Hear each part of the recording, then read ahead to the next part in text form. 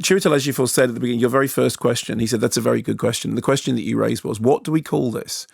Because it's not a live action film in as much as everything is in a computer, and yet it looks live action in as much as it's not an animated movie. I know you spoke to Jon Favreau as well. He said, if you say animated, people think of cartoon. So what it actually is a film that looks like a live action film in which things that look like real animals sing, which is a really peculiar and strange place to be. So first thing to say is that on a technical level, it is breathtaking. I mean, it is really incredibly well done. After seeing the film, I tried to read as much as possible about how it was actually done. Jon Favreau seems to say that the key to it was that you create the environment in a virtual reality setting that is generated by game engine, and then that they allow the cameras to move physically within that environment because it's a virtual environment. And what that does is it puts back in the human element of shooting within an environment that is unreal. And I know that sounds complicated, but it works. It is definitely true that when you watch it, you do feel that those environments are real. Those savannas are real. That rock is real. That journey to the elephant's grave, it's real. And, you know, there's that phrase that turns up in the thing, everything the light touches, elephant the life touches, everything the light touches. And that phrase, the light touches, I mean, it feels really tactile. I know it's this kind of honeydew glow of gorgeous, it's like kind of permanent golden hour, except for in the sort of post-Mufasa landscape in which it's heavy on the carcass. But, you know, you do feel that the light is touching everything. And then in terms of the creation of the creatures, they are rendered... I mean, technology is... This may be different if you're younger. If you're our age and you've grown up seeing the emergence of CG technology and, you know, watching Toy Story for the first time, and then you get to this, you do go, blimey, because we've seen, you know, computer graphic lions before, but they always looked a bit wobbly.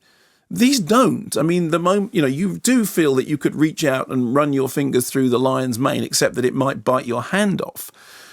So on a technical level, I think it's astonishing. It's a very, very good voice cast. They're all doing great work. And I do think that Chiwetel Ejiofor, you're quite right when he said he's got the best role, because the role of Scar is and one thing I think I didn't appreciate so much before, and it's brought out more in this, is that Scar did think for a while that he had a shot, and then along came Simba, and then it was, so it kind of, in a way, his resentment is even greater. His desire for power, that because it was closer than I actually thought beforehand. My question is this, and it's not technical. My question is vaguely philosophical. Is photorealist animation the way to go with a story which is fantastical? So, for example, Lion King on stage, right? Because of the way it's done, you don't think they're actually lions, but you engage your imagination, and you know, like Warhorse or whatever. It's a theatrical device that makes you see something because your mind fills in the gap. When you're watching animation, hand-drawn animation, I mean, if you think of, you know, any example like The Tale of the Princess Kaguya, you're not looking at a photorealist thing. You're looking at something in which you're seeing the drawn line, you're seeing the charcoal, you're seeing the wash of a pencil, you're seeing the sweep of a paintbrush. Your brain, you know, understands all that, but it believes in the characters. Are the characters real? Yes, they are real. Is the character in Ponyo real? Yes, it is real, although it doesn't look photoreal. But when you create something that is photoreal, as in your mind looks at it and goes, that's actually a real antelope, or that's actually a real warthog, or that's actually a real ant. The only reason I know it's not real is firstly that it's behaving in a way that would suggest that they had the best animal trainers in the world, or it's not real. And more importantly, it's singing. That's always a clue, isn't it? And if I have a conceptual problem, I do have a conceptual, I don't know what the answer to this is.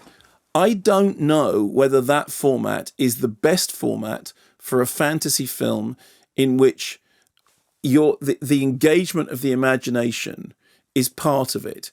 The idea of the talking, singing, you know, animals, the story, is for me, it's like with fairy tales and with fantasy and with anything that has a fabulous flavour to it.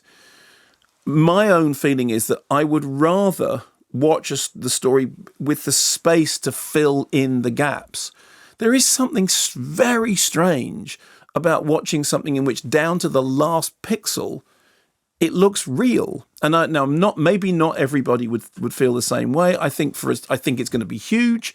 I think it's going to be a great success. And that question at the end about, I mean, yes, there's darkness in it, but there always was. And in any of the Disney stuff, there's always been darkness anyway. I mean, heaven knows that's what Disney's, thing is built on.